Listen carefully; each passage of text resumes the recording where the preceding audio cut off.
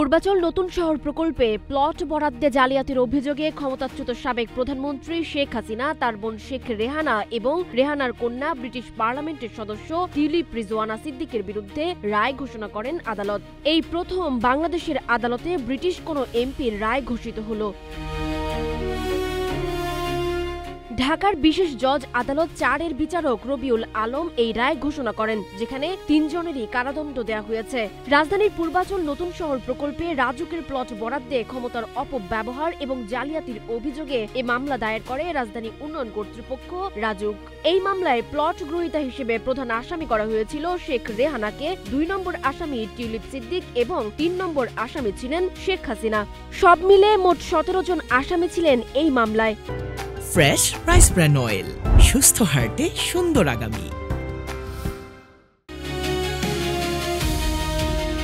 Plot বরাদ্দে দুর্নীতির এই মামলায় রায়ে সাবেক প্রধানমন্ত্রী শেখ হাসিনার 5 বছর, শেখ হাসিনার বোন শেখ রেহানার 7 বছর এবং ব্রিটিশ এমপি ও রেহানা কন্যা টিউলিপ রিজওয়ানা সিদ্দিকের 2 বছরের কারাদণ্ড ঘোষণা করা হয়। মামলার অন্যান্য আসামিরা হলেন জাতীয় গৃহায়ন ও গণপূর্ত মন্ত্রণালয়ের প্রশাসনিক কর্মকর্তা মোহাম্মদ সাইফুল ইসলাম সরকার, সিনিয়র সহকারী সচিব পুরবী গোলদার, অতিরিক্ত সচিব অলিউল্লাহ, সচিব কাজী ওয়াসি উদ্দিন, রাজুকের সাবেক চেয়ারম্যানের পিএ মোহাম্মদ আনিসুর রহমান মিয়া, তন্ময় দাস, মোহাম্মদ নাসির উদ্দিন, মেজর ইঞ্জিনিয়ার অবসরপ্রাপ্ত শামসুদ্দিন আহমদ চৌধুরী, সাবেক পরিচালক মোহাম্মদ নুরুল ইসলাম, সহকারী পরিচালক মাঝহারুল ইসলাম, উপপরিচালক নায়েব আলী শরীফ, সাবেক প্রধানমন্ত্রীর একান্ত সচিব 1 মোহাম্মদ সালাউদ্দিন, সাবেক গৃহায়ন ও গণপূর্ত প্রতিমন্ত্রী শরীফ আহমেদ। গ্রেপ্তারি পরোয়ানা জারি থাকায় খুরশিদ আলম ব্যতীত অন্য আসামিরা পলাতক রয়েছেন। দুর্নীতি দমন কমিশন বা দুদকের করা এই মামলার অভিযোগ অনুযায়ী সাবেক প্রধানমন্ত্রী শেখ হাসিনা ও তার পরিবারের সদস্যরা সরকারের সর্বোচ্চ পদে থাকাকালীন অর্পিত ক্ষমতার অপব্যবহার করেন। তারা বরাদ্দ পাওয়ার যোগ্য না হওয়া সত্ত্বেও অসৎ উদ্দেশ্যে গরিব দেখে পূর্বাচল আবাসন প্রকল্পের 27 নম্বর সেক্টরের 203 নং রাস্তায় 6টি প্লট শেখ হাসিনা সহ তার পরিবারের সদস্যদের নামে বরাদ্দ দেন। চলতি বছরের 13 জানুয়ারি দুদকের উপপরিচালক সালাউদ্দিন শেখ রেহানার বিরুদ্ধে ক্ষমতার অপব্যবহার ও অনিয়মের মাধ্যমে প্লট বরাদ্দ নেওয়ার অভিযোগে মামলাটি করেন।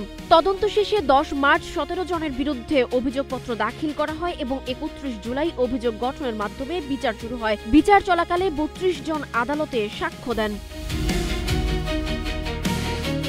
প্লট দুর্নীতির অভিযোগে দুদকের পক্ষ থেকে করা মোট 6টি পৃথক মামলার চতুর্থটির রায় ঘোষণা করা হলো সোমবার। এর আগে 27 নভেম্বর অন্য 3টি মামলায় সাবেক প্রধানমন্ত্রী শেখ হাসিনাকে 7 বছর করে মোট 21 বছরের কারাদণ্ড দেওয়া হয়েছিল।